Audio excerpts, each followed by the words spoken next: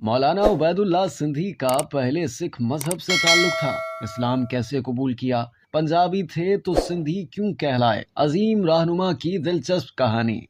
برطانوی راج کے دوران انگریزوں سے آزادی حاصل کرنے کے لیے کئی تحریک چلائی گئیں، جن میں سے ایک تحریک ریشمی رومال بھی تھی اور اس کے بانی مولانا عبیداللہ سندھی تھے۔ لیکن بہت کم لوگوں کو معلوم ہوگا کہ مولانا عبیداللہ سندھی کا پہلے سکھ مذہب سے تعلق تھا۔ دلچسپ بات یہ بھی ہے کہ وہ سندھی نہیں بلکہ پنجابی تھے۔ سندھ کی محبت میں انہوں نے اپنے نام کے ساتھ سندھی لگایا تھا۔ مولانا عبیداللہ سندھی 10 مارچ 1872 کو سیالکوٹ کے گاؤں چیانا میں ایک سکھ گھرانے میں پیدا ہوئے تھے اور ان کا نام بوٹا سنگھ تھا۔ وہ اپنے والد رام سنگھ کے انتقال سے 4 ماہ بعد پیدا ہوئے تھے۔ ان کے والد سونار کا کام کرتے تھے۔ بوٹا سنگھ کی پرورش ان کے دادا نے شروع کی، مگر ان کی موت کے بعد ان کے ماموں نے ان کی پرورش کی، جو ریونیو کے محکمے میں پٹواری تھے، اور ان کی پوسٹنگ ضلع ڈیرہ غازی خان کے علاقے جام پورہ میں تھی۔ وہاں کے ایک مڈل اسکول میں انہیں پڑھانے کے لیے بٹھایا گیا۔ اس پڑھائی کے دوران بوٹا سنگھ کو 1884 میں 2 اسلامی کتابیں ملی، جس میں ایک تھی تحفۃ الہند اور دوسری تھی تقویۃ الایمان، جس کو انہوں نے اپنے شوق کی خاطر پڑھنا شروع کیا۔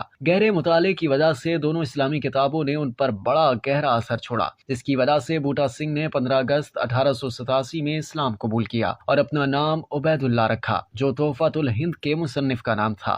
اس کے بعد عبیداللہ نے مزید اسلامی تعلیم حاصل کرنے کے لیے سندھ کا رخ کیا، کیونکہ اس زمانے میں سندھ اسلامی تعلیم میں خاص اہمیت رکھتا تھا۔ وہ پھر چونڈی میں سیدھے نامور مولانا حافظ محمد صدیق کے پاس گئے، جنہوں نے ان کی اسلام سے محبت دیکھ کر انہیں اپنا بیٹا بنا لیا۔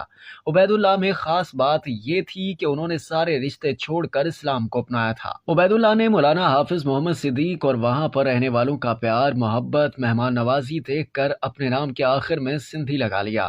سندھی کہلانے پر فخر کرتے تھے اور سندھ میں رہنا شروع کر دیا۔ مولانا عبیداللہ سندھ میں پیر جھنڈو گاؤں میں پہنچے، جو حیدرآباد ضلع میں تھا، جہاں پر انہوں نے مدرسہ دارالارشاد میں پڑھانا شروع کر دیا، جسے پیر رشید اللہ شاہ راشدی نے 1901 میں قائم کیا تھا۔ یہاں پر مولانا نے کئی اسلامی انقلابی شاگرد پیدا کیے اور 10 سال کی مدت میں وہاں پر اسلامی تعلیم پھیلانے میں اپنا کردار ادا کیا۔ سن 1879 میں مولانا عبیداللہ دیوبند مدرسے دہلی گئے، جہاں پر شیخ الہند مولانا محمود الحسن کے شاگرد بن گئے، جو ایک بڑے انقلابی لیڈر تھے۔ وہاں سے واپسی پر وہ پھر سندھ آئے۔ 1891 میں مولانا تاج محمد امروٹی کے ساتھ رہنا شروع کیا اور وہاں امروٹی صاحب نے ان کی شادی ماسٹر محمد عظیم یوسف زئی کی بیٹی سے کرا دی۔ مولانا عبیداللہ کو ان کے استاد شیخ الہند نے دہلی بلوایا اور کہا کہ اب وقت آ گیا ہے کہ انگریز حکومت کے خلاف ایک تحریک شروع کی جائے، جس کے نتیجے میں انہوں نے جمعیت الانصار پارٹی تشکیل دے کر اس کے سیکرٹری بن گئے۔ اس کے علاوہ انہوں نے نظارت الاعراف 1913 میں دہلی میں قائم کی تھی۔ مولانا صاحب کا ایک بڑا کارنامہ یہ بھی تھا کہ انہوں نے ایک فورس جنود الریانہ تشکیل دی تھی، جس میں سندھ سے مولانا تاج محمد امروٹی، مولانا محمد صادق کھڈے وارو، شیخ عبد الرحیم سندھی، علامہ اسد اللہ شاہ ٹھکرائی شامل تھے، جنہیں مختلف ذمہ داریاں سونپ دی گئی تھیں۔ ایک دوسرے کو معلومات فراہم کرنا اور خبردار رکھنے کے لیے لال رومال کی تحریک شروع کی، جس میں ساری معلومات لکھ کر بھیجی جاتی تھیں۔ تحریک ریشمی رومال کے دوران رومال پر لکھی ہوئی تحریر ایک دوسرے تک پہنچانے کے